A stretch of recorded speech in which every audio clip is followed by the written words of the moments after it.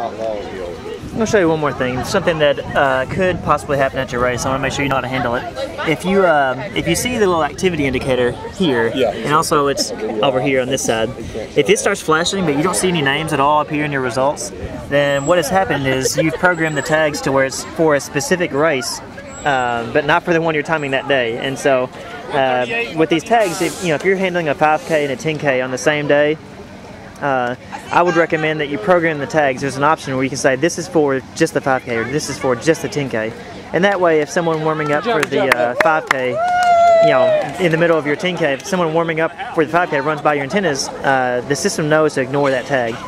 The problem is if you don't reprogram that tag later and just try to reuse the shoe tags with the identical bib number, then it won't work because that tag is for a specific race. And so if you program a tag for a specific race, then obviously the next time you use that tag, you have to reprogram it to either work for all races, which means that it's not for a specific race, or you have to reprogram it for that new specific race. So these people are going to finish kind of side by side. Let's see if it gets them in order. So it looks like maybe 33 is going to hit first. So 33 looks like it hit first, and of course it got 33.59 in the right order. So yeah, that's if you see the green activity indicator going off, like it just did right there, and someone is in front of the antennas.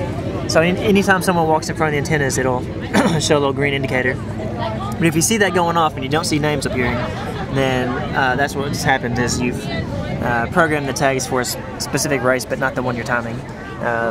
That's never happened to me, but that possibility is there to make that mistake. So I just want to let you know about it. We got 3 people coming here. It's got to be demoralizing.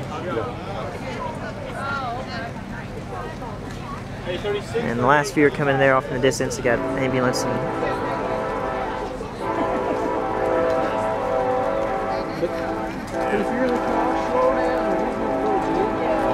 So 36 maybe will finish first. They were side by side, it's hard to tell, but I think 36 finished first. So let's see what this has. And it got 36, 38, 35. So far in every close case, it's got the number exactly right on, even with the ones that are sprinting across. And that's the reason why I set my antennas up the way I do. I don't recommend the bib tags. Only because, sure, bib tags should provide you with the same, read rate as any other system where you're going to have 98, 99%. However, for me, I want to set things up to where I'm going to have 100% every time. And the way I do that, so I don't have to worry about, if you had overhead antennas, you have to worry about setting up a big truss system, which takes a lot of time. And of course, if you set something up wrong, I mean, that could be a huge liability if that were to fall on people. And so, I don't have to worry about setting up a truss system. I don't have to worry about laying mats down. Mats, of course, would have accurate results. The truss system with the antennas pointing towards the runners, you could get a read way out here, and that's the only read you get, and their time is off. And so I like to get it to where as soon as the system sees them, it registers the time right away.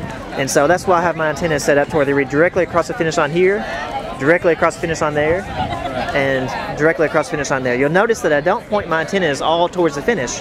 And the reason why that is because if I pointed all of my antennas this way, then I really only have one chance to see them when they come through. My goal is to get it to where this one should pick up 99% of all people. If it doesn't, this one should get 99%, that one's 99%. And so my goal is to make it to where I'm going to have a 100% read rate, because by the time they get to the last antenna, they're pretty much walking, and there's no way to miss them. The only way you would have someone that's missed is if they weren't wearing a shoe tag at all.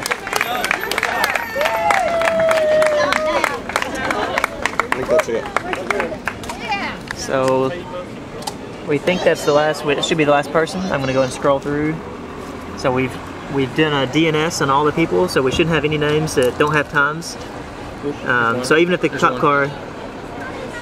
Okay, so we got one, Ron Hicks. My guess is that someone picked up his shirt in the pre-registration table, just checked his name off. Number 50. And so we got a couple here that maybe they're volunteers that decided not to run and their names are checked off. But that's the last. That's the last finishers. So I'm going to hit F11. I just hit it right then, and we should have results coming from the printer in a second.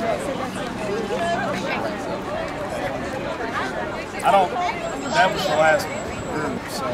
Yeah, I think that's it. Hopefully, there it goes. I hear it ticking off now. Still got a few that signed up. Even for results. They're coming out right now. Awesome. Yeah, and I'm going to print the age division results here in a second too. So Okay. now So I'm gonna send everybody to you. sure, And then yeah, I'll get those from you and I'll go. sure. Let me do the age divisions. Now I'm assuming my printers. Okay, there it goes. And so there's the overalls. We'll get you the. Now with the clock screen open, we could minimize, but I'm just going to go and close it out. So I'm going to do view reports in the bottom left, and I'm going to do results. It's hard to control the camera in this. Okay, results. I'm going to do age division results. When this comes up, there's an option to pick mail, which is going to load the mail results by default. And so all I'm going to do is hit print, which is in the top left corner. It should have the right default printer selected. Hit print. Now I'm going to swap this from male to female and do refresh. And when that comes up, I'm going to print. Hit the print button there. Hit the print button here. And that one's now printing. So now, immediately after the race is done, of course during the race I hit the F11 button and printed results every now and then, but as soon as the race is over, there's no reason why you shouldn't have results right there for the director, and people that are waiting don't have to wait hardly any time. They can go ahead and get the results.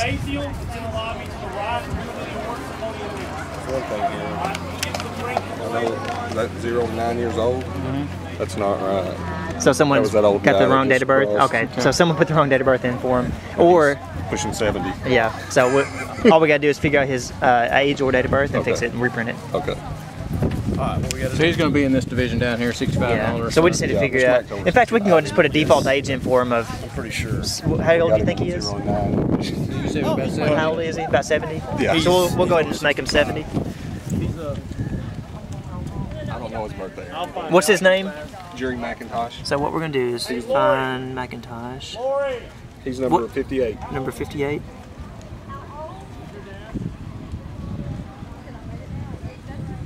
Scroll is going kind of slow. 66.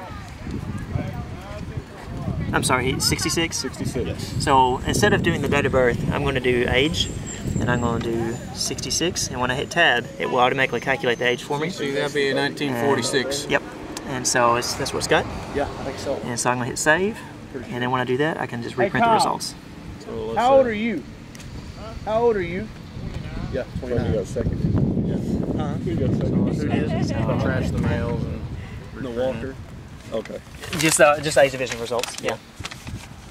Okay, so the new age divisions are coming out of the printer now. So that's the thing, if you find someone that says, well, wait a minute, you don't have me in the Walker Awards or whatever, you can easily swap things around, just reprint them. Oh yeah. So here in a second, this should be all the results. Here in a second, I'm going to record us tearing everything down. I'll show you how I package it all up.